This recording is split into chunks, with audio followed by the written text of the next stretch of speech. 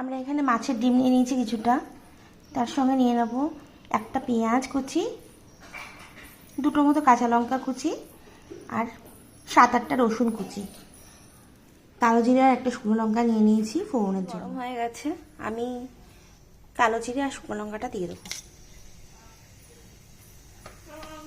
পর আমি কুচানো রসুনটা এর মধ্যে দিয়ে দেবো। দেখুন রসুনটা লাল হয়ে এসছে। এবার আমি মাছের ডিমটা এর মধ্যে দিয়ে দেবো।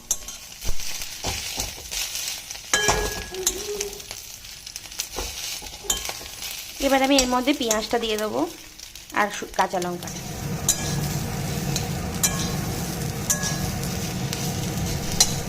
ডিমটায় কিন্তু আমি আগেই নুন হলুদ দিয়েছিলাম, এখন আমি আবার সামান্য নুন আর হলুদ দিয়ে দেবো।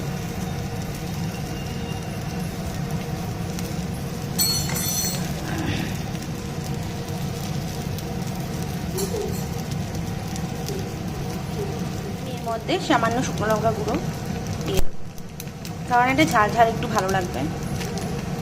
5 মিনিটেই কিন্তু আমার রান্নাটা রেডি হয়ে গেল। এইভাবে একবার ডিম ভাজা করে খেয়ে দেখুন।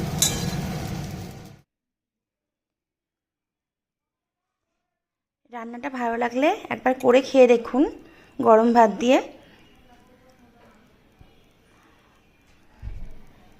আমার চ্যানেলের রান্নাগুলো ভালো লাগলে অবশ্যই আমাকে লাইক, শেয়ার, সাবস্ক্রাইব করে যাবেন।